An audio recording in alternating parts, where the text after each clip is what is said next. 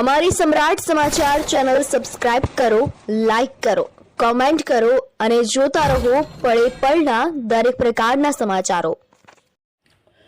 તળાજા તાલુકાના ત્રાપજ ગામે વાસાણી પરિવારે ચક્ષુદાન અને દેહદાનથી સમાજને અનોખો સંદેશ આપ્યો છે। ભાવનગર જિલ્લાના તળાજા તાલુકાના ત્રાપજ ગામે રહેતા વાસાણી પરિવારે માનવ સેવા અને જનજાગૃતિનું ઉમદા ઉદાહરણ પૂરું પાડ્યું છે। ત્રાપજ ગામના ડૉક્ટર અમિતભાઈ મોહનભાઈ વાસાણી દ્વારા તેમના માતા સ્વર્ગસ્થ કમુબેન મોહનભાઈ વાસાણીના અવસાન બાદ તેમના ચક્ષુઓ તેમજ દેહનું દાન કરીને સમાજ માટે પ્રેરણાદાયી કાર્ય કરવામાં આવ્યું છે।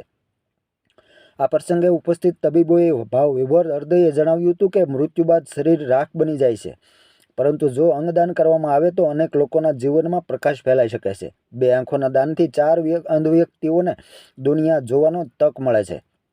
સ્વર્ગસ્થ કમુબેનનું દેહદાન મેડિકલ ક્ષેત્રના વિદ્યાર્થીઓ માટે પણ અભ્યાસમાં પણ અત્યંત ઉપયોગી સાબિત થશે। આ પવિત્ર કાર્ય અંતર્ગત ભાવનગર રેડક્રોસ સોસાયટી દ્વારા ચક્ષુદાન સ્વીકારવામાં આવ્યું હતું। આ દરમિયાન તબીબોની ટીમે સ્વર્ગસ્થ કમુબેન મોહનભાઈ વાસાણીને ભાવપૂર્વક શ્રદ્ધાંજલિ અર્પણ કરી હતી।